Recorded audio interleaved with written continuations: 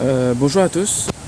On va, avant de faire un petit tutoriel sur les matrices, comment trouver le déterminant des matrices de type 3x3, je vous invite fortement à admirer ce qui nous entoure, tout ce qui dit la nature, et être en paix avec soi-même.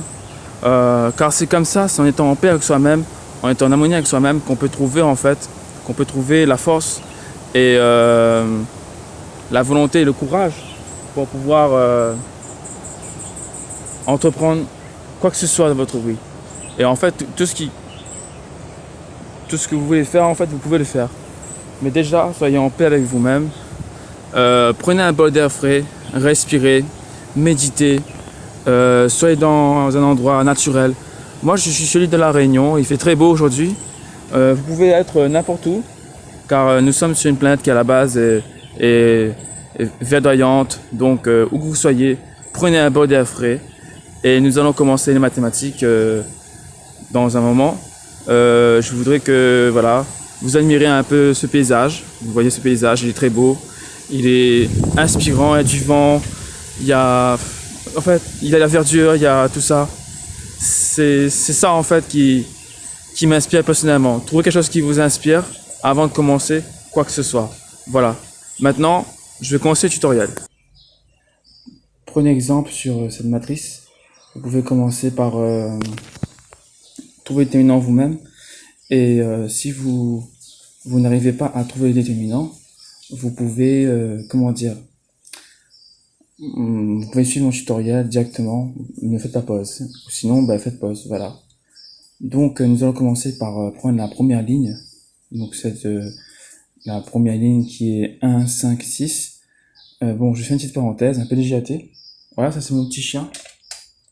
Très adorable comme chien.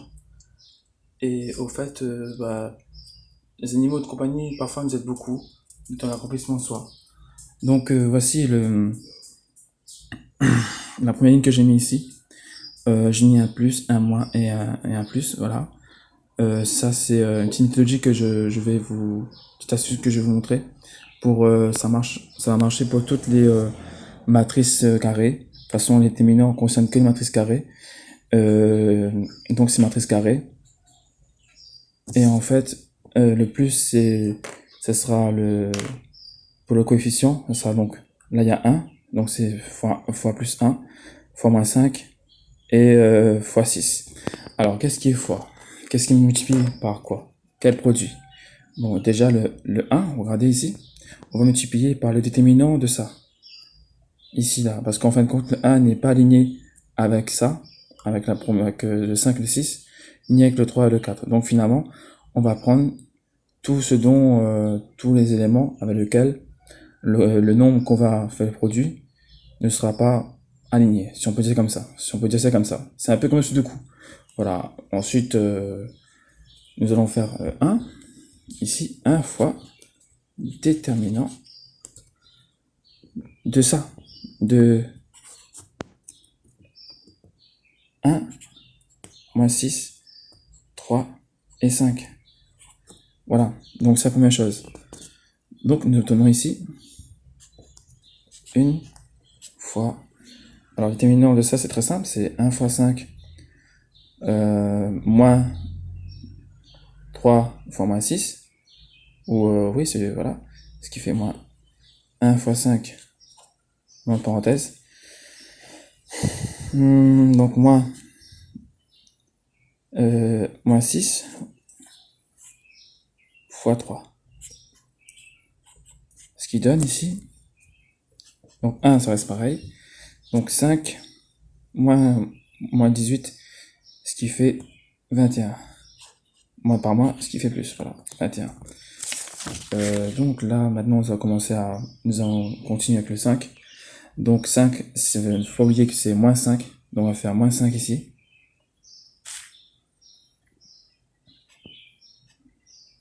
Voilà. Fois déterminant. Alors, déterminant de quoi? Attendez, je fais juste écrire en bas parce que là, c'est trop proche de l'autre expression. Voilà. Déterminant de... Regardez, ici, on a 5. Donc, ça ne peut pas être cette matrice-là. On l'a déjà utilisé de toute façon. Ni celle-là. Bah alors c'est laquelle? En fait, c'est tous les nombres qui sont pas alignés avec lui-même.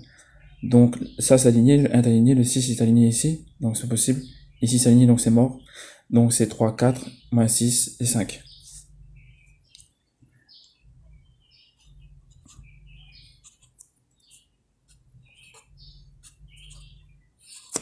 Ce qui donne en fait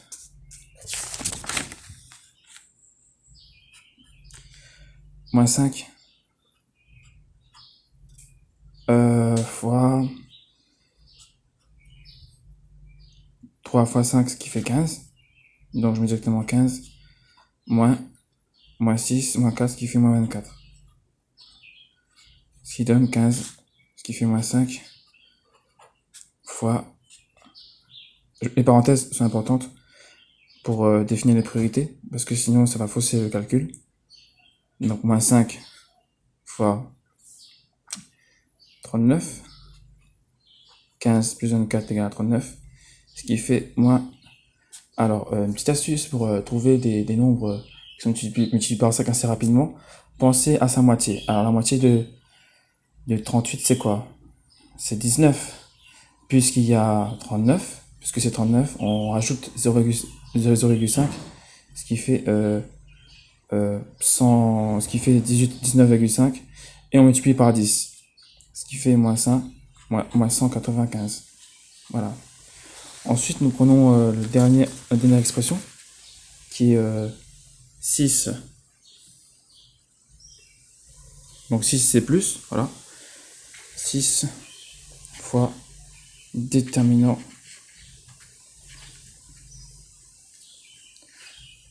de 3, 1, 4, 3.